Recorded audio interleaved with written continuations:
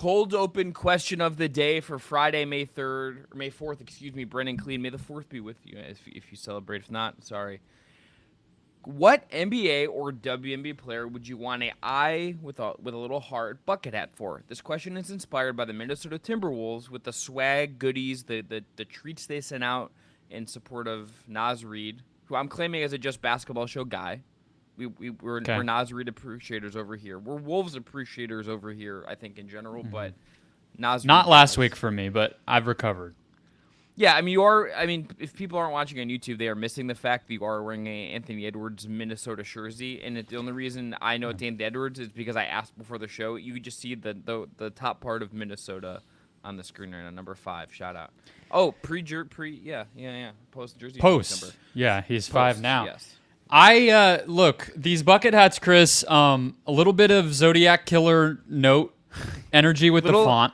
Little killer for like David Fincher's The Killer. Michael Fassbender's hat in that movie. I believe we have we have some graphics we can throw. We have a photo that we can throw up. Yeah, so multiple connections to David Fincher. Serial killers is not great. Yeah, shut up. I don't love that. But look, here's the deal. And I'll throw the image. I didn't know we were putting it up. I'm uploading it as we it's my bad. as we go. But look, the answer here is, I mean, Naz Reid would have been a really great option. So yeah, I just want that hat. Yeah, but you got to go. You have to go a certain level down, right? And so if I'm looking across the playoffs, it can't be like I can't do Anthony Edwards. Like, oh, I love Nikola Jokic, like, okay, nobody's all that interested. So I feel like this postseason, Chris, my answer has to be PJ Washington. I love it.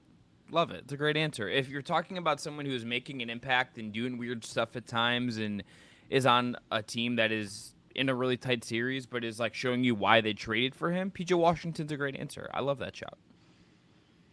I have the name brand role player for this, though. That's just give me the I love Josh Hart bucket hat.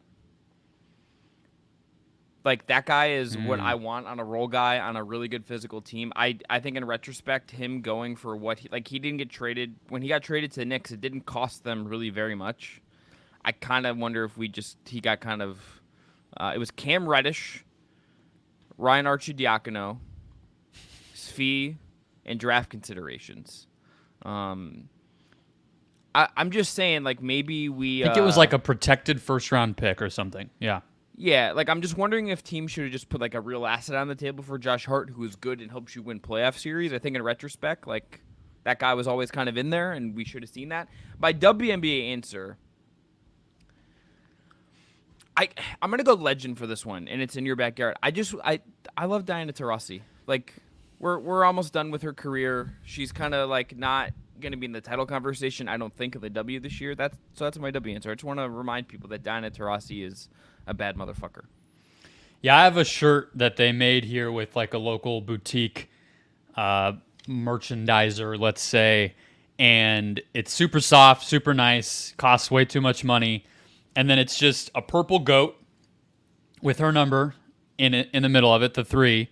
And then on the back, it just is a list of her accolades, and it takes up the entirety of the back of the shirt. So it's just like, yeah, I've done this, you know? And it was after she broke the all-time scoring record. So I'll never argue with some Diana Taurasi love. She deserves a statue outside of our arena out here. We don't have any statues because basketball here has been a little bit of a struggle. I don't know if you've heard, Chris. So she can be our first, I think, and that would be even better than a bucket hat. Yeah, it would be just all right. Coming up on today's show, the Knicks got through Philly in what I think has been the best first-round series. We'll talk about that. Is there a golden opportunity for the Celtics and the futures for 3 teams eliminated? The Bucks, the Heat, and the Pelicans. That's coming up today on the Just Basketball Show.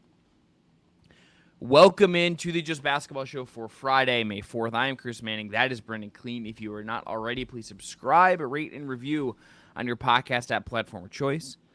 Hit that notification bell on YouTube and find us all over social media. X, Instagram, TikTok, all of those and more. Give us a follow. Brendon, let's start with the Knicks, who who won a very competitive towards the end of the game, game 6. They had to do a ton on Tyrese Maxey in this game and still withstand a late bucket for Maxey where he came alive for just a brief moment, but it wasn't ultimately enough. Won the series by the thinnest of margins, a 1-point margin for the Knicks in this series overall. As they get out of round 1, get Indiana in round 2 in a series they should be heavily favored in to win, I think, and should expect to advance through. This Knicks team I'm just in love with. They are tough. They are physical. They handled all the crazy stuff Philly threw at him. They handled, I think, a pretty revitalized Philly crowd after their ownership bought a bunch of tickets to make sure there weren't a bunch of Knicks fans in the arena for Game 6, which good job, Philly ownership on that. What stood out to you as far... Yeah, it didn't really work. Knicks fans are a different breed, man. Those guys, like, they were still chanting "fuck Embiid" in the concourse of the arena. That's some cold shit, man. Like, that is rough. About as cold. I don't know if you saw the quotes from Charles Oakley about Joel Embiid. Also pretty savage. So, I didn't. Tough. I will. He probably had. I mean this with respect and love, and James Dolan sucks, but Oakley probably had to only go to the Sixers games, which is the unfortunate part of this whole thing. He's still not allowed at MSG, so I'm sure he's a little salty about all this. Yeah. So my thoughts on the series. My thoughts on the game.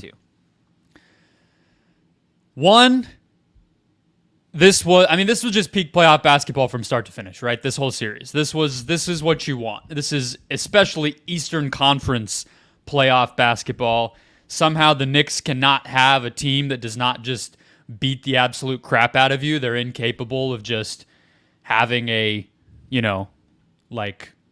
no pace and space Knicks. That era has not arrived in Manhattan yet. And so it's just Josh Hart, miracle threes, transition buckets. It's millions of offensive rebounds. It's Hartenstein fouling Embiid over and over, and Robinson tweaking an ankle and everything else. But layered on top of all of that is nobody could string together multiple good games in a row besides the best guy on each team.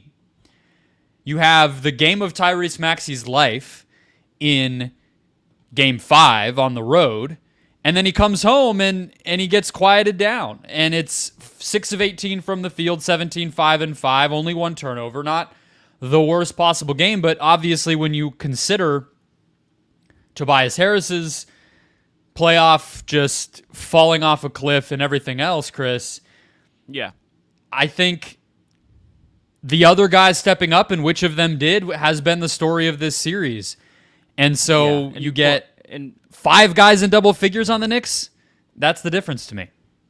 Maxey in this series, in terms of 3-point, I think tells an interesting story about what the series was. 3 of 9 in Game 1, 5 of 11, 3 of 8, 3 of 9, 7 of 12, and 1 of 6. The games they won, he's 3 of 8 and 7 of 12. So even one of the games where he was hit more than 3, they won. It doesn't really an indicator there necessarily of, hey, it's X number of threes they win, but he needed to get going. He needed to get loose. He needed to get high volume, I think, up in general in his shots. I mean, it's from Game 2 to Game 6, Game 5 to Game 6, 30 shots in Game 5, only 18 in Game 6. As good as that duo is, like, to your point, like, he was great on the road in a game and miraculous, even if the 4-point thing, maybe shouldn't have been called, whatever. Played 51 minutes in that game in overtime and just put everything on him. For him, maybe whether it's energy, whether it's the Knicks game plan, whether it's a combination of both, like the drop-off in just in terms of his activity from Game 5 to Game 6, I think tells a story. And it speaks, I think, to the Knicks' credit more than anything else, Brendon, just because every defensive adjustment they needed to make in this series to make Philly uncomfortable, to make Maxey uncomfortable, to throw looks at Embiid that were going to flummox him at times, particularly Embiid who's not at 90%, not at 85%, whatever he's at. That is the power of the Knicks, I think, in the series, that they just adjusted, and were prepped for everything Philly might do. You think they had... I mean, I don't know. I don't know if it was the defense. I don't know what if were it's they? Totally like... I think the OG defending Embiid in that one game won them a game. I think just the way that they were denying Maxey and cutting in his space cutting off his space in Game 6 versus Game 5 just looked different to me. Have not watched that game back, but I felt like just the way they prepped for what Maxey wanted to do to cut him off from the spaces he wants to get in and thus get rolling, get downhill. I mean, he took 4 free throws after taking 8 in Game 5. Like, they cut him his space off. I'm not saying they were, like, great defensively. Yeah. I think Jalen Brunson we need to get to because he's really the savior of the series, and he did some historical shit. But I think those little micro adjustments are what win you series. I think those little mini things they did are big. They definitely mixed up who was guarding who, right? And I think, even just which center was on the court, and as far as Embiid is concerned, obviously matters. And then are they, when it was somebody like OG, maybe that allows them to switch at times versus when it's Embiid in the post, are they doubling? Where's Maxey on the court? Can they double off of Maxey? Are they getting burned when they do that? There obviously were all those things. I think in this game, Maxey just didn't have it going. I think watching the game, to me, the defensive and kind of chess match stuff seemed to affect his rhythm a little bit. I thought he had a really poor game defensively against Brunson in some of the moments where he was exposed trying to guard him in space. He had some fouls in those moments. He got burnt. He was, falling and on the ground a lot in this game, getting beat up. I mean, that's been this series, but it just felt like a game where maybe the looks on his face, the body language, it just seemed like, it's a young player going through his first playoff series as the number one perimeter option. But you look at his shot chart and he missed six shots within the restricted area. And in the series, Chris, he shot 52% at the rim and Embiid shot 47% at the rim. In a lot of ways, to me, that's what you're going to be most frustrated by if you're those two. But you're right. Let's move to the Knicks because I want to circle back to Embiid at the end of this because I think that can be a looking out. Did this satisfy him? Did this satisfy the team? What are we looking at here? But after this series, after the 2 seasons Brunson has had, and we're still in the middle of whatever this second postseason run will be,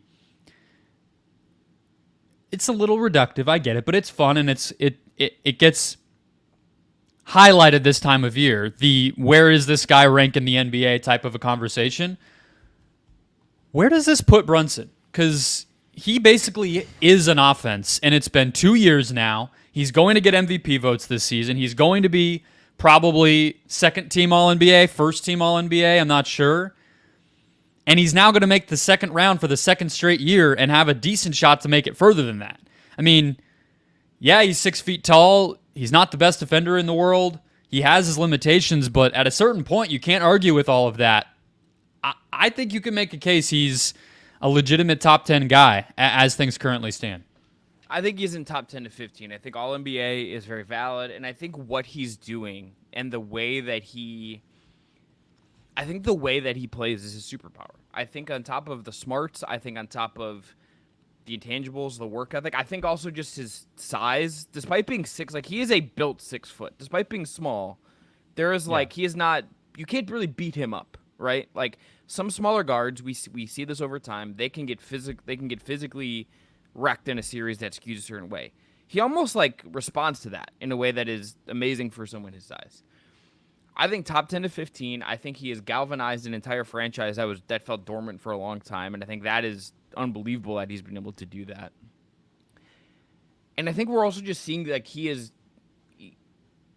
growing into whatever he's going to be. And if you told me he was, I mean, even just in terms of point guard rankings, if you're going to just beyond hey, is he a top 10, 15 guy? I think how many point guards you would take ahead of him right now is an open question. I'm saying take Luka out of that conversation because he's a little bit different. Take your wing creator, lead initiator types. Think about your point guard position guys. It's him and I would take him over De'Aaron Fox right now. Not even close. Oh, of course. Shea? I'm taking him over Hell. I think I'm taking Shea just because he's bigger. I'm taking him over Halliburton at this point, based on what we saw from Halliburton towards the end of the season. And I love Tyrese Halliburton, so I'm taking Brunson over him. The one that's a little blasphemous that I'm just gonna say that I think I'm still picking who I'm gonna say ahead of him. But I mean, he's made it far.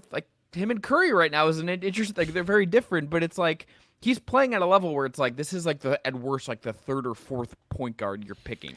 to run your team. I mean, right he's now. going to be That in higher itself than is insane. Curry on All NBA. His team was better and everything else. What about Jamal Murray? I'm taking Brunson because I think Brunson is creating the offensive infrastructure in a way that Murray just doesn't, and that's because that's not really Murray's fault because he plays with Jokic.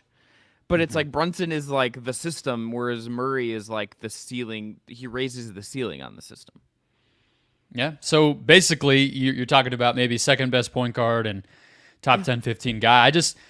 It's weird though, right? Because if you zoom out on the Superstar should want to series, play with this guy too, right? Like someone should, like, really great A-level player should want to play with this guy. Is the thing that I'm also thinking watching him right now. I apologize for and we maybe some of the players that will come up as we get to the future stuff later on might be on that list. But it's funny, just in terms of how odd this series was and kind of just post basketball, whatever you want to say. Just like he only shot 43% from the field, 53% true shooting.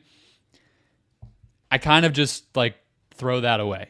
You know, the one thing about Brunson is he never, ever turns the ball over.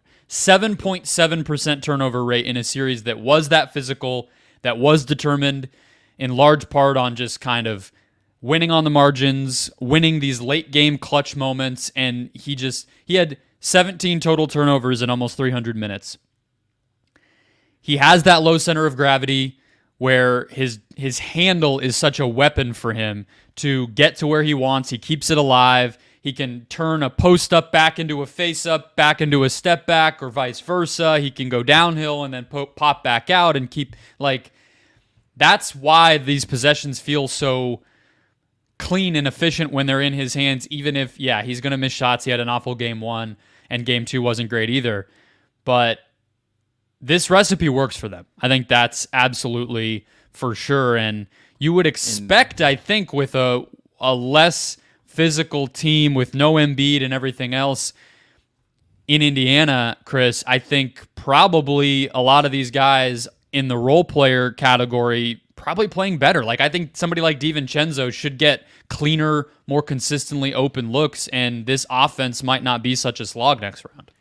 Yeah, and I think too, it's a reminder that, like, I mean, now he's hurt, but it's like Bojan just like has not met. They didn't need him ultimately. You know, it's like nice that they would did have been it, nice, but they didn't need him. Yeah, but he also just might have been like older than we understood, I think, is the other take I would have on that. I also do respect that Jalen Brunson constantly is like, yeah, we lost Julius Randle and like we really miss him, and it's just next guy up, all that stuff.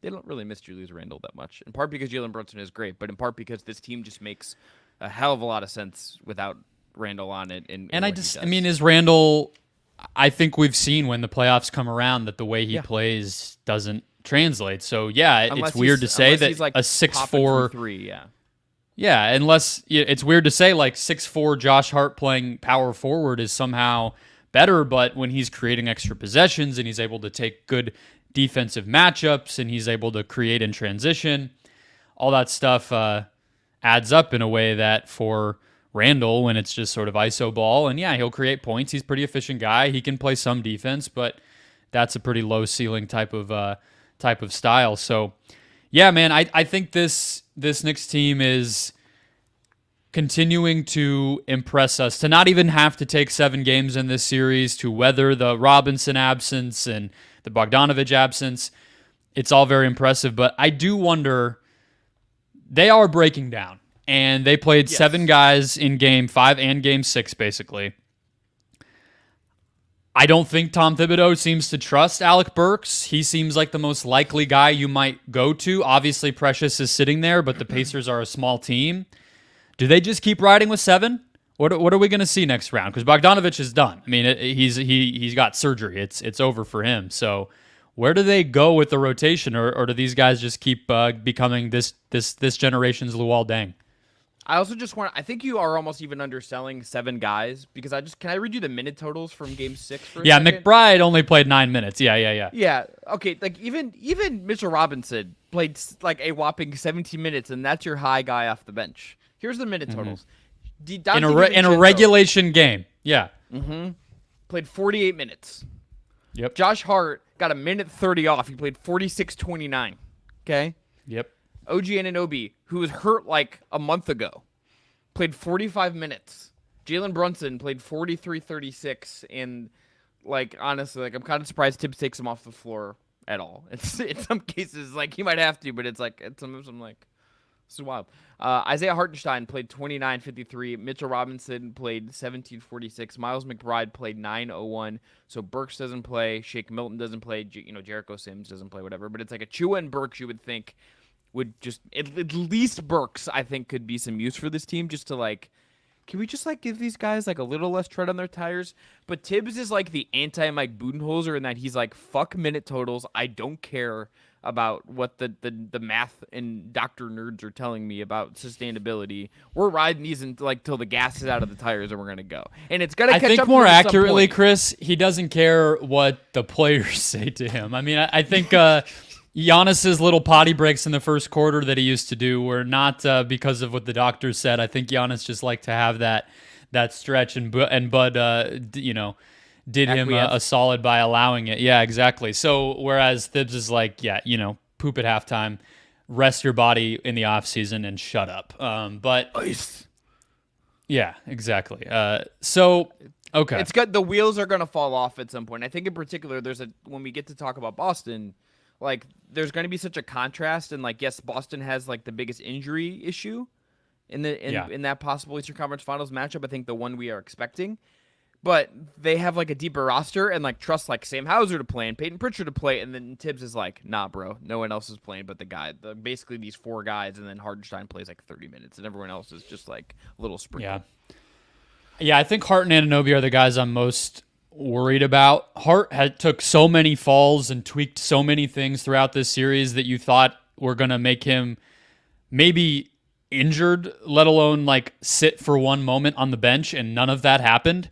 But he has just been a workhorse down the stretch of the regular season, filling in for Randall. And then obviously Anunoby's still wearing all the tape and everything from the elbow. That was a nasty injury. The guy like ruptured and tore stuff inside of his elbow, had to have legitimate surgery not that long ago. So obviously you want to watch out for that. But yeah, I don't know. It's like this thing with the Knicks, this Knicks-Pacers series where how much can we convince ourselves that Tibbs is actually going to open it up and play some more offensively oriented guys because the opposing defense might allow that a little more versus, well, the Pacers' strength is offense. We want to eliminate that, so I'm going to just keep doing what I'm doing. And then where do the centers fit in and everything else? So it's going to be an interesting collision of styles, I think, in a way that this Sixers series was, the way what position their best players play and stuff was a little different, but very center-oriented matchup.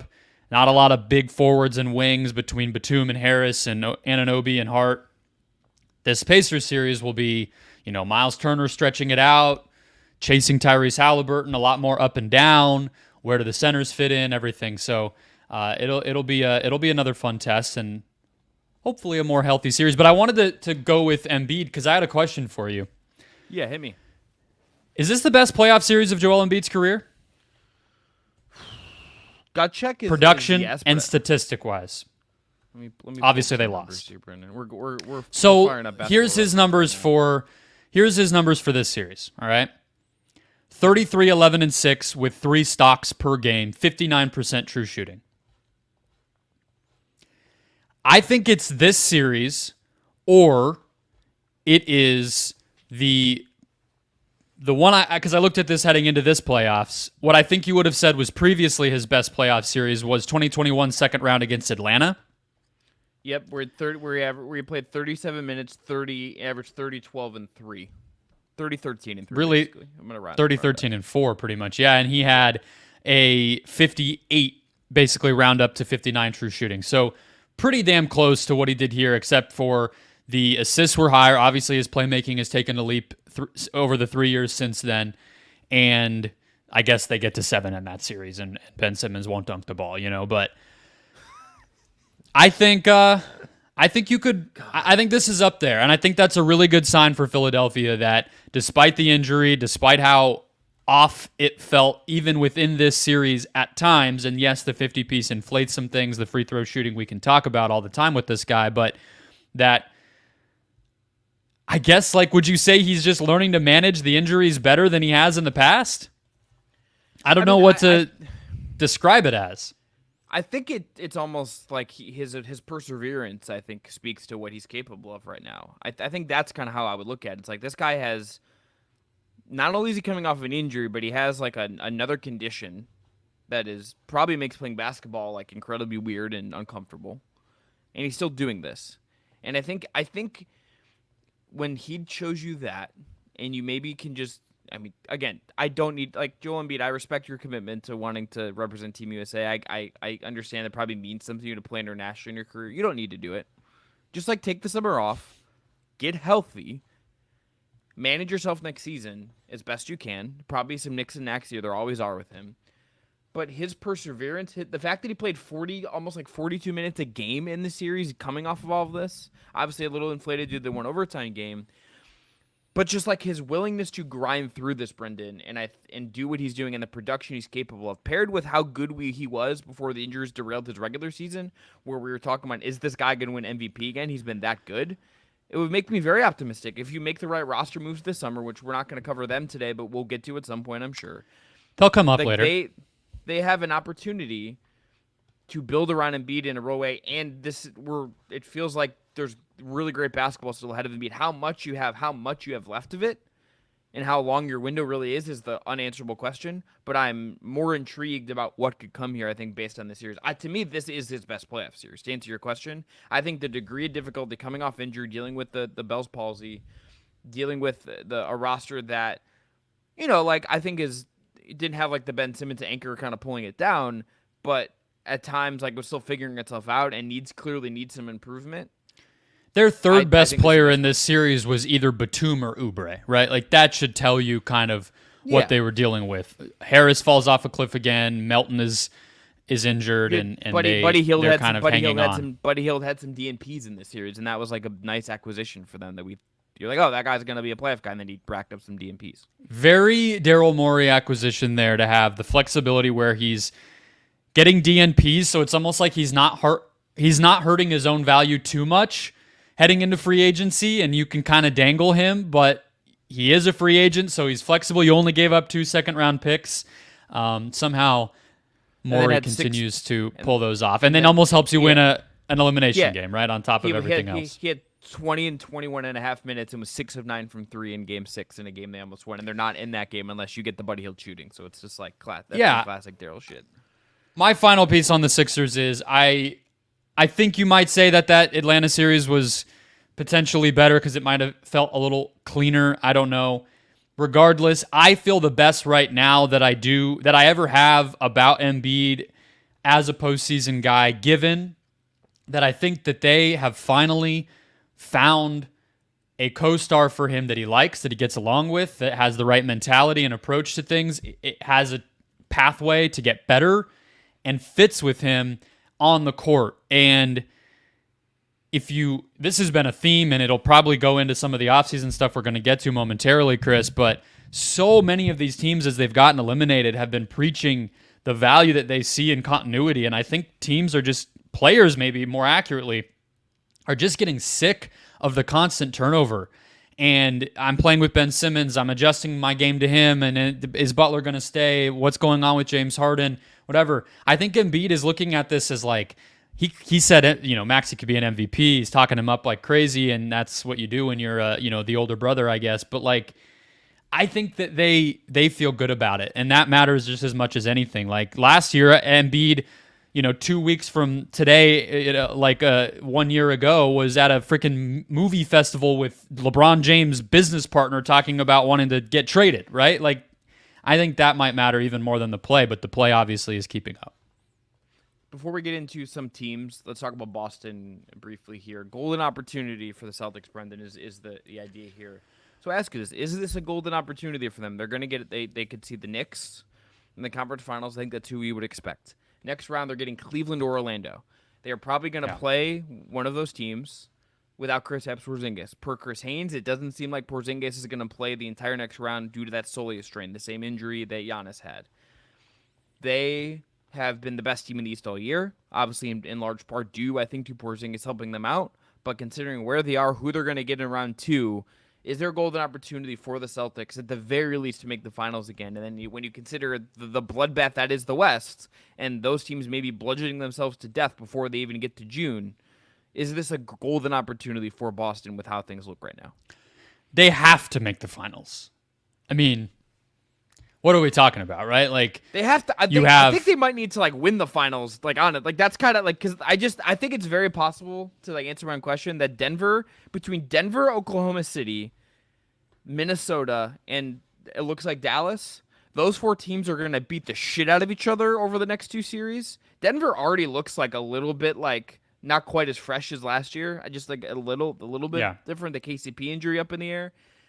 Boston might be the fresh, and then they get the Knicks, who are also just going to beat the shit out of themselves. They don't even need to beat the shit out of the Knicks. Well, the Knicks are already hurt for them, right? Yeah, exactly. Yeah. So yeah, you have the only team I think anybody legitimately thought posed a real threat heading into the season to the Boston Celtics just combusted before our eyes in the Bucks over the course of 6 months, and then over the course of this series, especially with injuries just finishing them off in Giannis and Dame. I don't think anybody really feels like the Knicks are the better team. They also don't even have the added advantage of depth over Boston if they were to face off in the Eastern Conference Finals that you might have been able to make the case for the Knicks based on in the past. That's gone because they are so hurt themselves now. I don't really love that matchup either. I'm not sure, like, can Mitchell Robinson play if Porzingis is healthy? I don't know. And then that's it. I mean, like, I don't think Cleveland or Orlando is going to put up much of a fight at all. And then you're in the finals. So, like, that's it. But I guess I would say, like, this is why you go get Xavier Tillman, right? This is why you develop and commit to, like, a Luke Cornett. These pieces do matter, even if we've kind of understood, hey, Boston's strength is not going to be their 9th man. Their strength is their top 6, but they have enough to get through the rest of the playoffs. But I think to beat Denver or Minnesota, they'll need him. They need him, right? Because they need to stretch out those two matchups in particular, which I think, are we on the same page? The winner of that series probably going to go to the finals in the West. That would be my assumption. Yeah, I am loving a lot of the Dallas stuff right now. I am just like hooting and hollering watching that team at times, but I don't think they're beating Minnesota or Denver as they exist right now.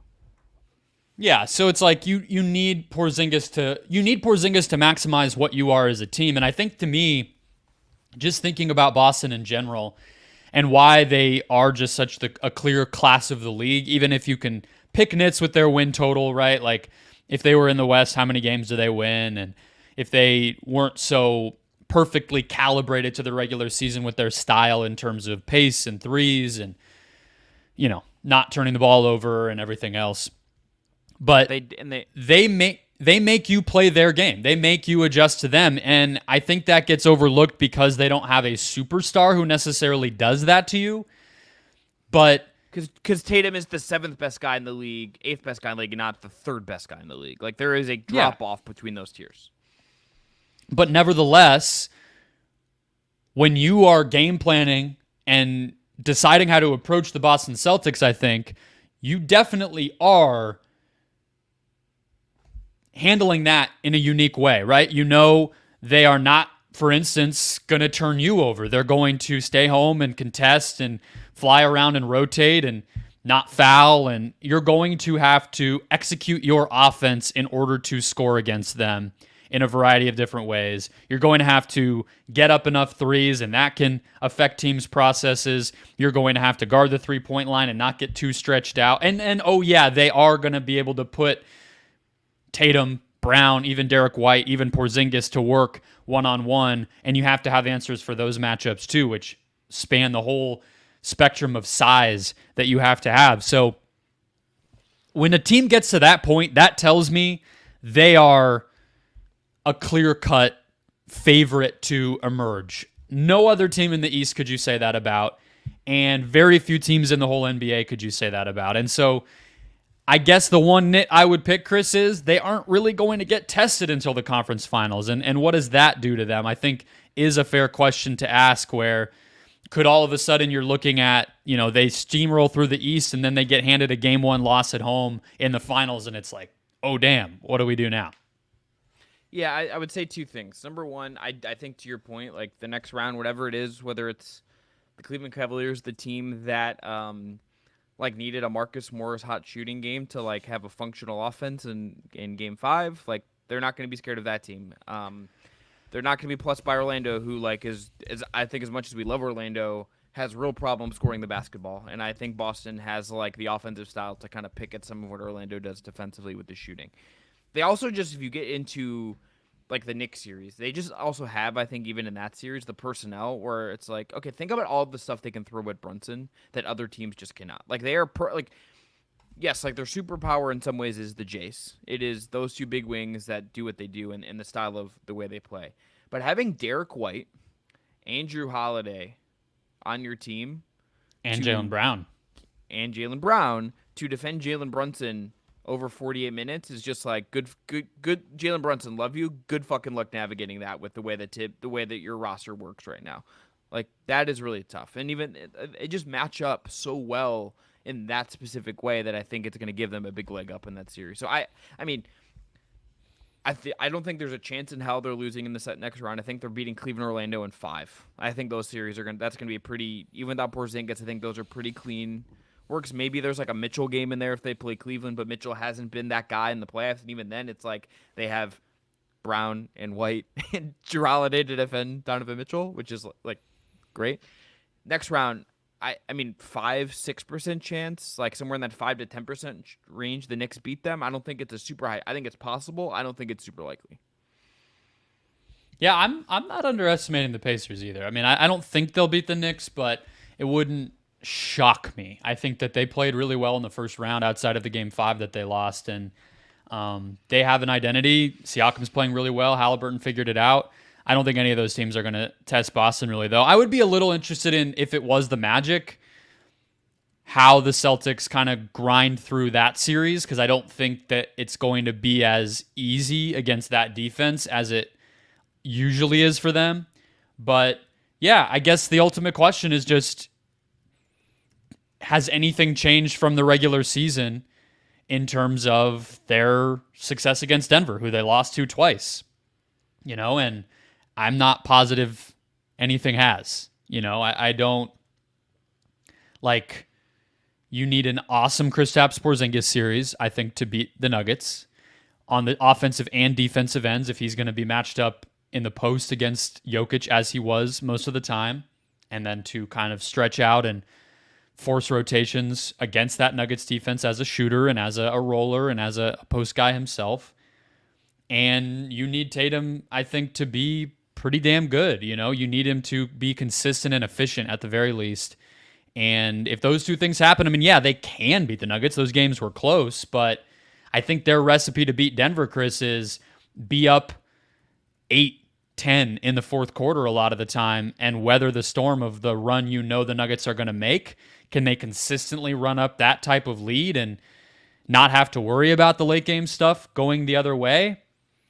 I'm not positive. I'm not sure we've seen enough from Boston, even with 64 wins and everything else, to say, yeah, they're going to outplay Denver in the grind of a 7-game series with a lot of close moments down the stretch. That's what makes the Nuggets impossible, and that happens to also be Boston's big weakness. So it's a bad luck of the draw, I guess. Excited to rewatch those games, though, is what I will say. That's going to be a treat. If I could run out a movie theater and watch those games, that would actually be like kind of cool. But all right, move on to the Bucks. Brendon, they're out. I understand. I'm just gonna say this very bluntly. I think there's only way to do this. I understand Dame got hurt. I understand Giannis didn't play in the series. You did all this. You traded for Dame. You fired your changed head coaches midseason. You brought in Doc. You brought back Brook Lopez. You got Giannis to sign this extension. You did all of this, all of that. Got Pat Bev, who's an absolute clown for the way he acted in multiple ways after that last game. You did all of that to end up losing to the Indiana Pacers round 1. Again, context aside, you can play devil's advocate about their future if you want to, but there's just no way around it. To do all that they did, to not lose in the first round again after last year, to then lose in the first round again this year, is an utter disappointment. It's an utter failure of a season for the Bucks. It has to be. Oh, of course. Yeah, it's a complete failure. I think The way I've been thinking about this, trying to kind of prep my thoughts here, and Michael Pino over at The Ringer wrote a pretty good little Very kind good of piece. look ahead, And there's a couple trades in there that I think are worth bouncing around on, but Been thinking about the Brook Lopez Herb Jones one a lot, a lot. Brook to New Orleans is just such an obvious fit, but it's like, how do you do that? But look, I think sometimes the way a roster is constructed, the point in time on the age curve of its best players when it peaks, and the situation within the league at that time, sometimes that window only gets you one title. And I just think that might have been what happened with Milwaukee here. Because when I look back at, it's easy to say, you did this and you paid this guy and you fired that coach and why'd you do the Dame trade? And revisionist history is what we all do in these moments. But the only real move, and we've talked about this, I think almost every time we've looked at Milwaukee's fate and future and status in the league, Chris, almost every time I come back to, they probably should have traded Chris Middleton either before he got hurt, when he was starting to, get into his 30s, or right after that 7-game second-round loss in 2022 to Boston when Middleton got hurt, rather than giving him that next contract. But that's just not how this shit works. You're not going to do that. Here's the second best player on a title team, and you're gonna bounce him because he hurts his knee, and then be like, go to a press conference and say, we'd like to win more titles. It's like, it's not how it works, and sometimes your time runs out.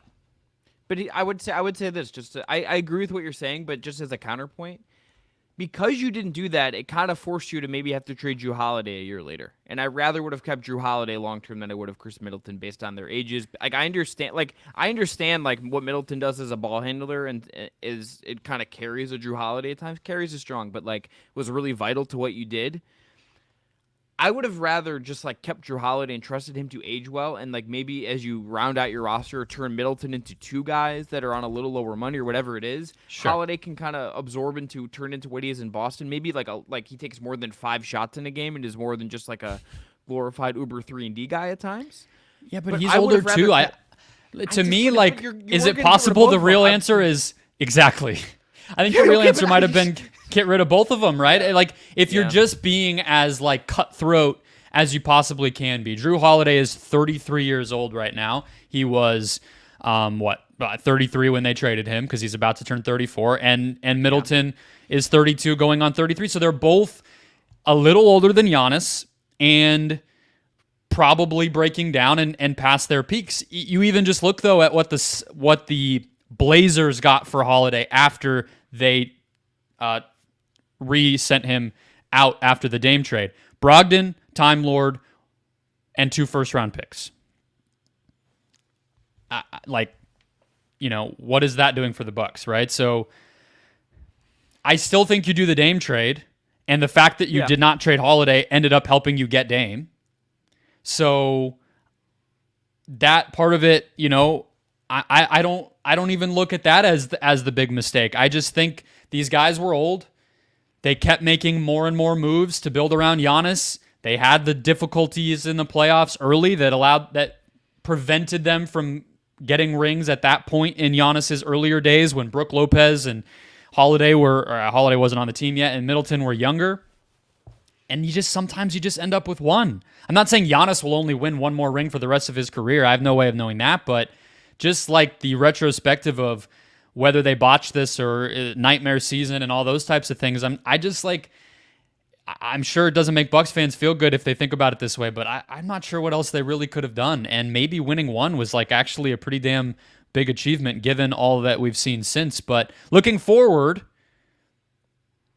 they still don't have a lot, but I do think there's moves out there.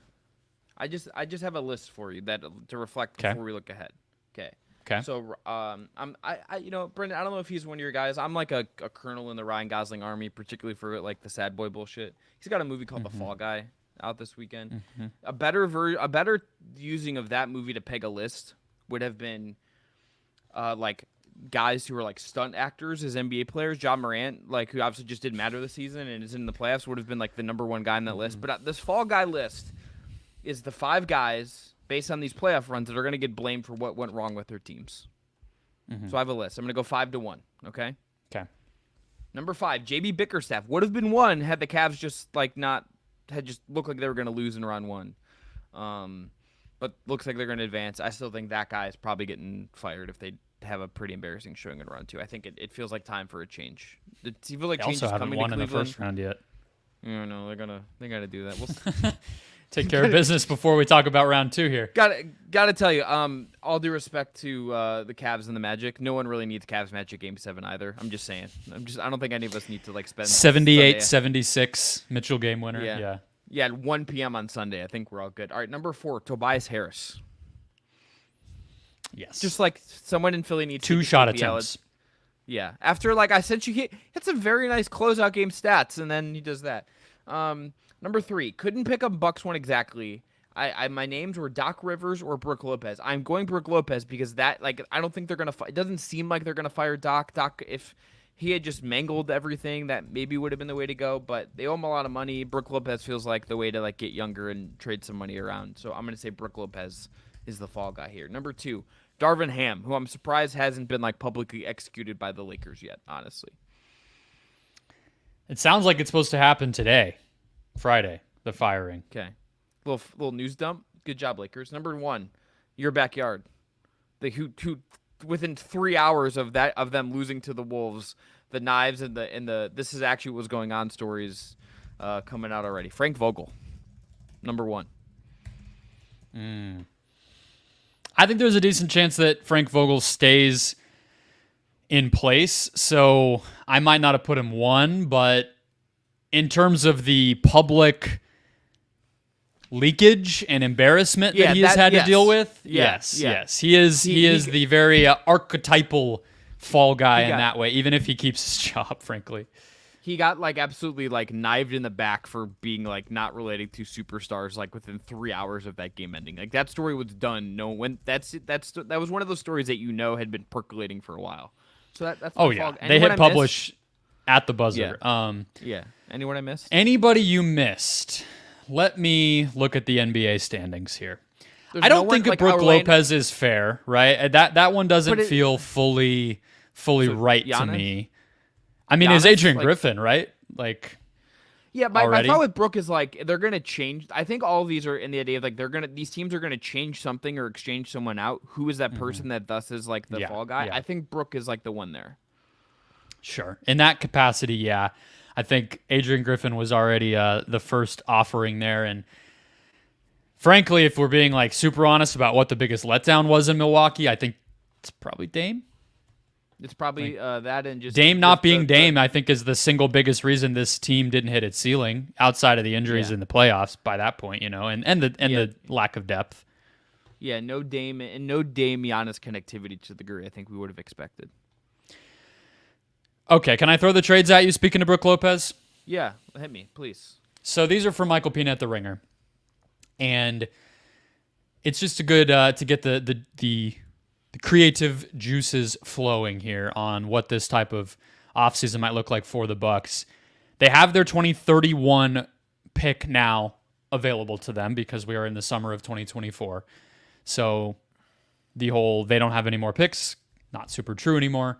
He suggested Portis Connaughton and that pick for Marcus Smart, DeAndre Hunter, somebody in that like B minus wing range to kind of upgrade their perimeter defense a little bit, just be another wing that they just really didn't have outside of Middleton this year because Crowder and Beasley and those guys weren't really cutting it.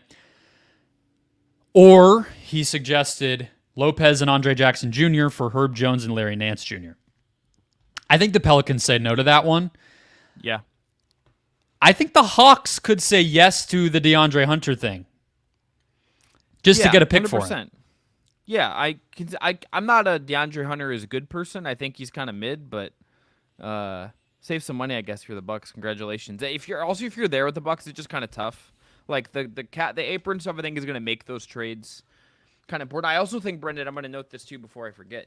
I think the Bucks are maybe also a lesson to maybe, and the Wolves are maybe the opposite example of this. It's maybe not great to have your team aligned on the same exact timeline for cost purposes. You need to like spread out like your contracts. Like you need to try to have someone who's good and kind of cheap, someone who's good and like a little more settled. You can overpay for a little bit while you have someone like kind of like the NFL quarterback model. It's almost like good if you have things like spread out a little bit instead of everyone like making the most amount of money at all times. Yeah, I think back to Milwaukee's original sin, so to speak, with their team building. I mean, I think the big thing that can get overlooked with a lot of these teams by the time they've already gone all in, and we're talking about their superstar being in his 30s and what can they do and all that. You gotta draft well, and the Bucks have drafted awfully. They really never got a difference maker in the draft throughout this entire Giannis stretch, and that comes back to bite you. You don't have that young depth piece. You don't have the guy on a cost-controlled contract. I mean, they had Grayson Allen. They end up trading him now too. So it's a tough spot to be in. But yeah, I think Lopez will have bidders. I mean, the Rockets were ready to pay Tillman Fertitta's second mortgage for him, and I think his play type, especially if you can bring him in and not ask him to do as much as Milwaukee has needed him to do, will have value. Maybe you get a more traditional, just sort of rim rolling center in there, or you split that cost up and that type of thing. But they're not going to be able to get a ton better. It's just going to need to be, can Giannis improve on the defensive end from what he was this year? Can Dame look a little more like himself? Can Middleton stay healthy? I mean, that's kind of what we're looking at here, I think. But I have a list for you with our next team. If you want me to toss it your way. Just wanna throw one other thing about I want to read some role guys in the Bucks in terms of minutes played this year. Just like this is, I think, speaks to just the weird place they're in. Malik Beasley played nearly 30 minutes a game for this team. It's a little too much for Malik Beasley. Fourth most minutes per game. Bobby Portis 24.5. Jay Crowder 23. Pat Connaughton, who just has not been good since the finals win, 22.1. Beauchamp played 12.7. Why did you bring that up? That was like fully unnecessary to talk about the 2021 finals. I'm sorry. Just like really, we don't need to go 3 years in the past for a Pat Connaughton analysis. Thank you very much. Yeah, the dude shot like 50% from three in that series out of nowhere. I have not forgotten. Yeah. Okay, I apologize. I didn't mean to cause you some trauma on a Friday. It's, I'm sure, hopefully nice weather in Phoenix. My point is this: to your point, have to draft well. Yep. The one guy they did drafted didn't matter to them this year, and now they're the second oldest roster. Yeah, second oldest roster in the league, and Pat Bev was like a big deal get for them. Like that is a bizarre play. That is NBA roster hell in 2024 to be in that. Is spot. Pat Bev in the league next year? Yeah, I think he's going to be on the Bucks. Okay, well, thank God he's tight with Doc. That feels like the kind of thing where it's like, I understand he threw a ball at fans and like is being weird with media for no reason, but we like the toughness, and like that just feels like a guy who's gonna have a job on a team like that next year. Good for him. All right, next team, Miami Heat. Yeah, this is my cue here, Chris. I have a list for us. 5 teams most likely to implode this summer. Oh. Okay. All right. I like this. So this is really truly implode. Not we're the Warriors and Clay's leaving. Not like we're the Suns and Frank Vogel's gonna get fired, or anything like that. This is like this team could be out of the playoffs next year. Its star core could go away, and it could get really ugly. All right. Number 5, the Los Angeles Lakers. We don't have Wes's organ here for our list, but it's okay. Yeah, we need to. I'll do that. Is that okay? Oh, I think not. Yeah, let's. Okay. We'll just imagine that it's there. Okay, number 4, the Milwaukee Bucks, who we just discussed. Should the Bucks just be like a little higher? Well, you haven't heard the other teams yet, so we have no way of knowing. Okay. All right. But I think that's right. Like the Lakers, LeBron leaving. Do you start to think about trading AD? The Bucks, I don't think Giannis is going anywhere. His extension hasn't even kicked in yet, but crazier things have happened. Number 3, the Los Angeles Clippers. A sneaky good one. Thought Ty Lue, Brendon, for no fault of his own, was like I don't think he should be, but like I could see a world where they like lose again and are like, we're gonna re-sign Paul George and just hire a different coach, which would be a mistake to fire the best coach in the league. But I could see it.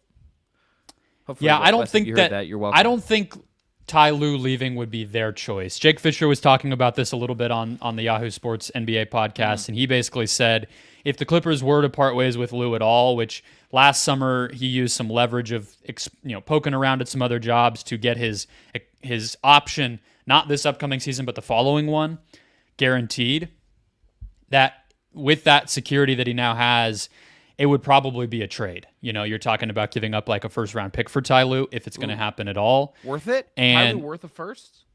Depending on where it is, I would do it. Lakers? Sure. So, yeah, it's really a Paul George and James Harden thing, like Kawhi's signed, but that's not enough, So, okay. Number 2, the Miami Heat. It's a great one. They're just way too expensive for how good they are. They also just need to, like, look, I understand Heat culture, finding guys that no one's ever heard of and grooming them up in Sioux Falls, and they're grinding and supposed to bet, first or best second coach in the league. Really just trying to bait Wes with that one when he listens back to this. You kind of just got to stop being cute and go get like a super duper star. Free agency doesn't exist really anymore. You got cute last summer. Maybe like prudent not to trade for Dame at his age and pair him with Jimmy. I get that to some degree, but stop being cute. Just go get someone, or shit or get off the pot. Miami Heat, go get a star. Agreed. And I don't think Bam is going anywhere, and their floor is so high because of their player development and Spo and Bam, but they're not going to be a title contender if Jimmy's not on the team, or they get something solid in return for him in a trade. So something to keep an eye on. We'll get to them in a moment. Cleveland Cavaliers, number 1. Yeah, look, this just feels right there. This. I think it's needed. I think they need to. We are going to do some like GM stuff, Brendon, and I just. Partially because like I'm changing some content stuff that I'm doing to where I won't talk about the team daily. I want to do them as one of our GM teams because I have some notes. I have some notes on things to redo the whole organization in some ways, like that I just think they don't do that are bad. But the Mitchell thing is just constantly out there. Wouldn't shot like I think it feels like one or Allen or Mobley is getting traded. It just does, and I don't know. The fact that it's not like unequivocally just Allen, I think is interesting to me when I think about that. I think there's some stuff coming there because this just isn't good enough. It's not working, and Mitchell plus probably needing to change your coach is just demanding a lot. Okay, and they have no picks. And like they're sneaky and pick hell. So I just think they're the team that is, you said sneaky and pick hell. I think they're also sneaky closer to the middle than the top of the NBA. And even though they're making these playoff runs, they're kind of in that dreaded, playoff runs treadmill. Saying they got shit on by the Knicks last year, Brendon. Yeah, exactly. So it's like they're kind of in that treadmill of mediocrity thing that was very in vogue to talk about in the NBA a few years back. And even though they're the 4 seed, and last year what were they, like the 3 seed last year, 2 seed? Nobody bought them as a contender. And if that's where you are, like, yeah, at some point you got to look at yourself in the mirror a little bit. But on the Miami side of things, Butler, you said free agency doesn't exist. I think we will feel differently about that if Jimmy Butler signs with the Philadelphia 76ers this summer, which Brian Windhorst has already put out there, Chris, that the Sixers are expected to pursue him as Butler looks for a 2-year, $113 million extension from Miami this offseason at age, I believe, 35. That Philly will look into that. And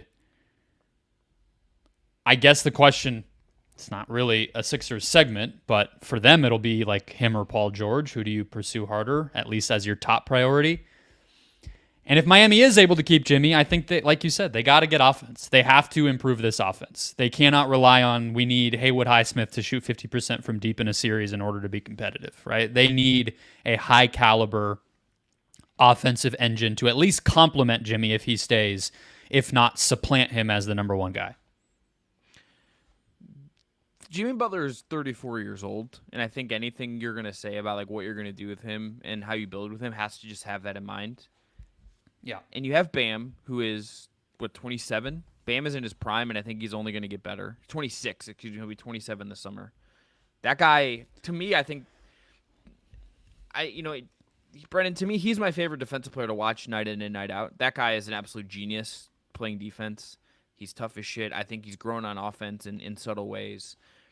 You have, like, a core there where, like, if you go do the right thing this summer, it's there. And, like, Tyler Hero's just not good enough. The guys you're paying lots of money to just, like, aren't good enough. I know they don't have, like, all the picks in the world to do something here. But I agree with you. I think, like, if we're going to say blow up and say, like, do they kind of, like, jump out of the Heat culture era? Like, it feels like, to your point about, like, the Cavs being in the middle. The Heat are in the middle in a different way, I think. They either need to just go, like, we're going to be, like, go back to being, like, Galacticos style, like, superstar Heat in some ways. Maybe with, like, a little more depth.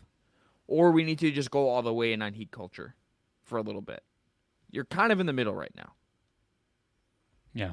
Pick a lane. For sure. They have this year's first, 26, 28, 29, and 2030. So they have plenty to get something. Are they going to be able to give the Rudy Gobert or Kevin Durant package? No, but nobody like that, I think, will be available. Can I ask you one thing about Jimmy, too? Just to be 35 before next season starts. Yeah. How scared are you of being the team that give him the 2-year max contract? Well, the problem is it's not even a contract; it's an extension. So yeah, he can't go to Miami and Philly in free agency. It would be a sign and trade. I should have said that better.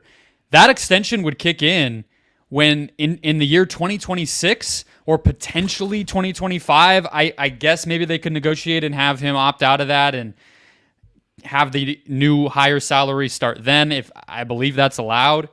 Either way, you're talking about he's at least 1 year older and 2 more beyond that. So that might be the last contract he ever has in the NBA. You're very close to a Damian Lillard type of situation at that point where you are paying a guy largely based on, what past you did for the franchise, past production, whatever, close to $60 million plus when he is in his late 30s and very, very unlikely to produce on that. So I think he's right to ask for it. That's what you do in those situations. He's not getting that level of money from anywhere else. So if it isn't in Miami, we're not going to have to worry about quite that level of huge money. But you're already largely only having Butler on your team for the promise of what he can do in the playoffs.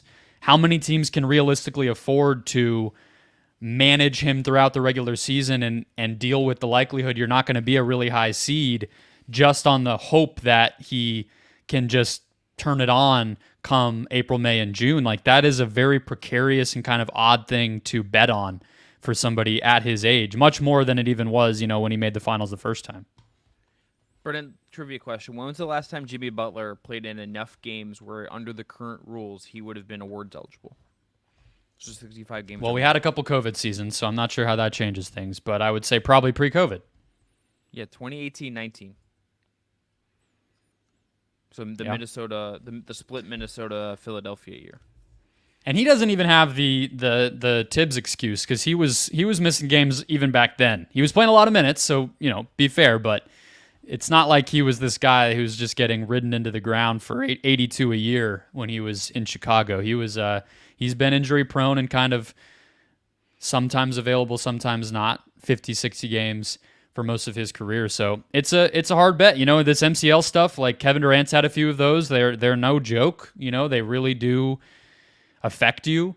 And that was a pretty serious injury. He had the ankle thing in last year's playoffs. So even as he's done this superhero stuff the past few years, it's been kind of stop and go. So I don't know. Last thing on Miami that I had, though, was does anybody want Tyler Hero? The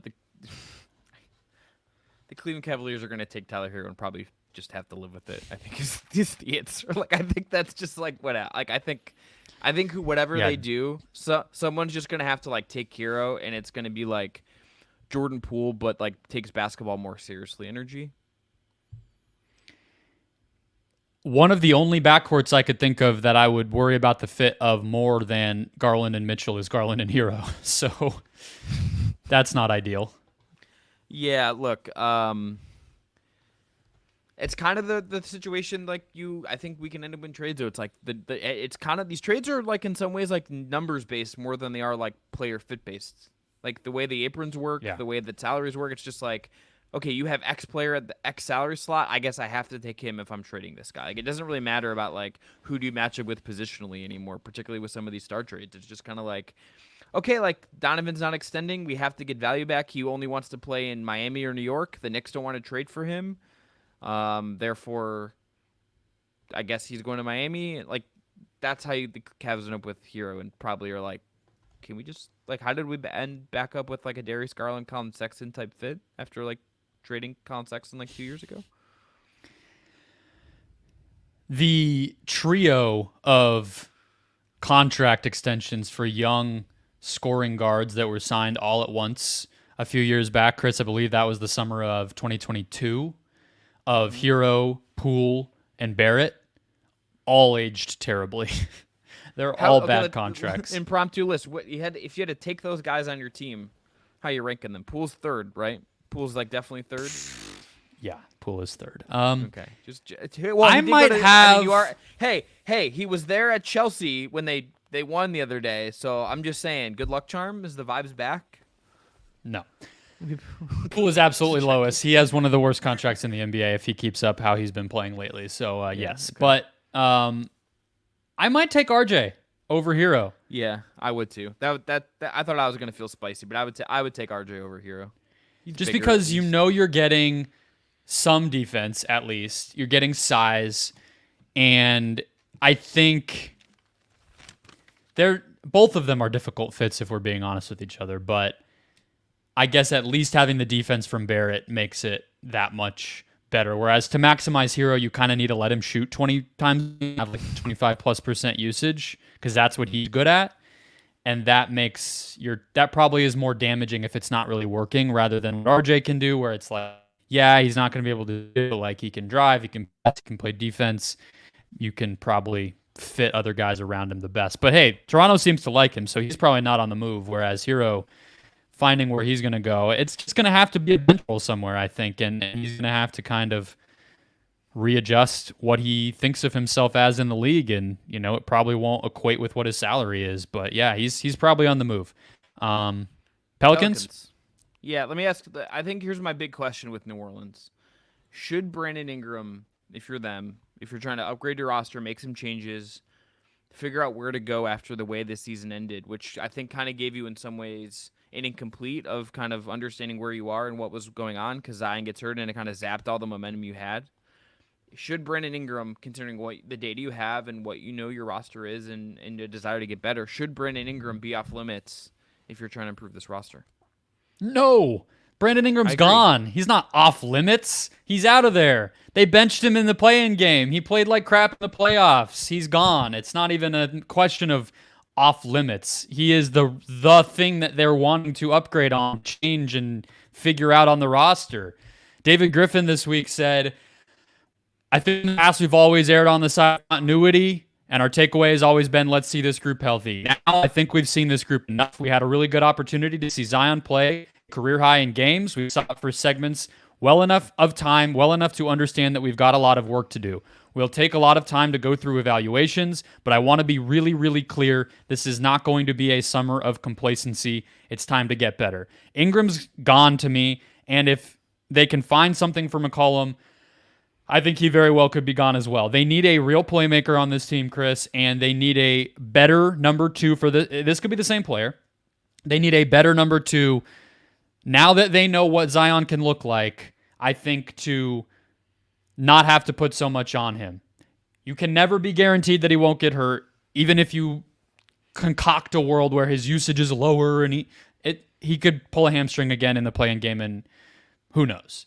But you got to manage him a little bit better in that when he is out there, not needing to be the best defender, the best scorer, the best passer on your team all at one time. Ingram was not a good enough partner to him. They don't always fit together great in terms of how they play. And that's the obvious place you have to look. He's also heading into the final year of his contract, and I don't think they're going to re-sign him. So they'd almost be silly not to explore a trade given that, let alone the rest of it. He's just the fit with Zion. I think I agree with you. I guess I thought I was being edgier than I was just because he has a name.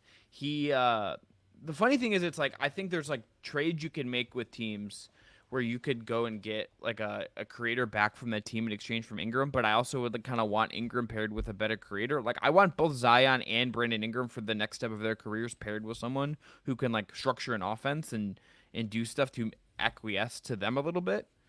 But like the trade that I think, like if you did like a Garland Ingram swap, I kind of just would want Garland next to Ingram is like kind of the problem. Like you know what I mean? Like if I'm Cleveland, I kind of want that kind of guard next to Ingram to make him better, which is kind of the tricky part of like finding the right deal that makes both sides, I think, happy. But I agree with you. I think he at the salary number, the extension, I think him and McCollum, if I'm them, I think it's kind of the summer to throw some of the picks you have out there. Trust in Herb, trust in Trey Murphy, and go find your upgrades. I'm curious to see also what they do because for the longest time, Brendon, like one of the things we've heard them wanting is a center. Like they've wanted to upgrade on Valanciunas. Who's expiring. Who's expiring, and I get that. I understand that impulse. But that's not my number one. My number one would be to go get, to your point, like a creator, like a better league creator that can like be a point guard. So your point guard isn't Zion at times or isn't Herb Jones at times. Like it isn't this like weird amalgamation of the guys you have on your roster. Go get me someone a little more traditional that allows you to be more intentional with your weirdness and then weaponize your weirdness in a more structured way. A center would not be super high on my list. If you could get one at the right cost, sure. But like would upgrading, like would if you're them, I'd rather go spend my chips on like a better guard than I would Jared Allen or Brook Lopez. Like I want the guard, I want the creator much more than I want the big, even if I understand the impulse to want the big. Well, you can get the big for cheaper, right? So I think they might be able to do both, even if it's not all in a trade. Like their salary sheet's a little tough. I believe that they'll at least have the mid-level open. I think there's going to be a bidding war for Isaiah Hartenstein, so I'm not positive. Yeah, that guy's good. Would Nick Claxton do anything for you? Yeah, Nick Claxton would be a great fit there. I'm really curious what his salary is going to be, to be honest with you. What about, so thinking of Ingram fits, it's going to have to be a team that can bet that they can get him to play differently because I think that he is one of these guys that has had a difficult time, and we talked about this a lot in real time with the FIBA tournament, has had a difficult time coming to terms with the fact that he's not going to be Duke Ingram on a good team. So whoever's taking him in is probably, like, he's already in his prime, right? Like you're not betting on upside. You're betting on adjustment, I think, with him. And like, is he just this generation's DeMar DeRozan? You know, or can he buy in somewhere? 6'8" What DeMar DeRozan? Is like 6'8" DeMar DeRozan, 7'3" wingspan DeMar DeRozan. Yeah. So I just think I'm not sure who's betting on that, and I guess we'll hear some rumors once this stuff really gets kicked up. Like I wouldn't hate him on Sacramento or Memphis are two teams that come to mind, but they don't really have a lot of goods. You know, do the Spurs feel like, hey, let's just try it? You know, even then, what are you really getting? So it's an interesting kind of crossroads if New Orleans wants to do this. If the Kings weren't, I love but they would need like a third team who's like giving, like they would need a third team to give the Pelicans. Like this is where it gets hard and why trades are hard. They need a third team to give the Pelicans need a third team to give picks to, who will give them the creator and is willing to take a step back in their own process. Whereas the Kings can just like also send picks out and like Harrison Barnes' salary or some stuff. And like Ingram go. Like it would be like a very convoluted kind of thing. They need a team who has what they want to be like, yeah, we'll get worse. Like we're at that point where we need to pivot. Like maybe Cleveland blows up and like that works that way, but like that would be really drastic in some ways. Like that would be even beyond like I think the scope of what I'm thinking of when I think of blow up there. And there's not a lot of those guys the list of guys that I think would make sense for them. I haven't like we haven't done like the full list of like targets, and maybe we'll get to that in the summer. But it's like I have don't. Okay, the gut. You tell me if this is true or not. My gut tells me that I don't know if that list is that big. If the list is like a robust list to pick from. My list is just players who I think could be available who would fit well. I'm not going to pretend to like have a ranking of every possible trade target and the most likely partners in the deal. Like I'm not, but I think that Kings concept, Harrison Barnes is a solid kind of guy to get back. So like that as a starting point, I don't hate, but I agree it would probably need a third team. I think DeJounte Murray as a guard, I think could make some sense there because they have Herb and Trey and Dyson Daniels to not need Murray to overextend his defense, and they can kind of protect his lack of that right now, which as far as how he played in Atlanta. And then I think this guy's going to be on everybody's list this summer. You've already heard him with multiple teams as they've gotten eliminated, but Lauri Markkanen would be an incredible fit with Zion, I think. Not so much of a creator per se, but maybe you get a little bit of a cheaper guard, get rid of CJ and Ingram, and then backfill with Markkanen, and that would be a pretty drastic summer, like you're saying. But Markkanen, as a guy who can set screens for Zion, who can come off of screens off ball and bend the defense that way while Zion works on the ball, still has size and kind of keeps that defensive integrity intact for them, could maybe play some center in some lineups. I think he'd be really good. So those two, Murray and Markkanen, might be my top two theoretical targets for this team heading into the offseason based on what we know now. Markkanen and like Tyus Jones would be like a vibe. Like that, if that's like the way you reset, it's just like like I would and some cheap center. Yeah, and just you get someone on the market and you figure it out. I guess like my big question, Brendon, if we're kind of as we get towards the end here, is wondering how do teams around the league value their picks? Is like I think like a real question here. It's like, do they need to like throw a ton of picks in these trades? Like if it's like Markkanen, for instance. The Jazz already have a lot of picks. Are they going to be super moved? Whereas like Atlanta, I could see them being like, we just need to save some money and get some picks back and like reset a mistake that we made. Do you really think teams say no to trades based on which team's picks they're getting?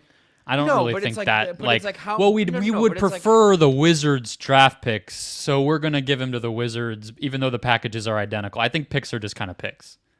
Yeah, and my point is just that like I think other teams like I could see more teams just being a little more excited to like get picks back as your package when it's like CJ McCollum and picks versus, you know what I mean? Like I think it's just a little bit different. I just think there could be like a little subtle. I think your Utah point I get, right? Like what do they want back for a player if they were even to part ways with Markkanen, which every indication is they're not, so we all just kind of keep dreaming this up.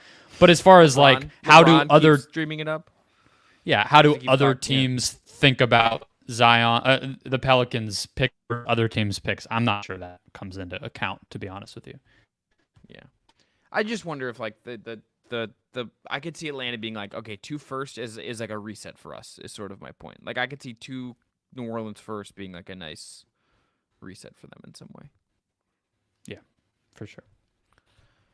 Brendan, I'll ask you this as we get out here. Which of these teams' summers that we talked about, so the Bucks, the Heat, the Pelicans, which are you most excited about? Not interested in, like excited about where it could end up by the start of next season. My answer is the Pelicans. My answer is also the Pelicans. I love the Pelicans. They are near and dear to my heart. And probably like as far as who I'm rooting for in the Western Conference, they're probably right behind the Suns. So that's easy for me. And you saw Zion, like, right? This Zion's here. What you do now that you know what he is and that you can really get a superstar version of the guy who can play consistently, it's go time, which I think I was really hyped to see David Griffin talk it up in that way. Like, we're done waiting, It's cool to hear. Yeah, I agree. It's now or never, I think, time all across the NBA right now. That's going to be it for the Just Basketball Show for Friday, May 3rd. I'm Chris Manning. That is Brendon Kleen. If you haven't already, please subscribe, rate, review on your podcast app platform of choice. 5-star reviews, please. And thank you. We'll be back on Monday with more playoff basketball reaction. We'll see where Cavs Magic stands. We'll see where Clippers Maverick stands. We'll see where those next rounds of series begin. All that and more coming. Maybe some more slop as well. Until then, it's been a Just Basketball Show. Enjoy the hoops.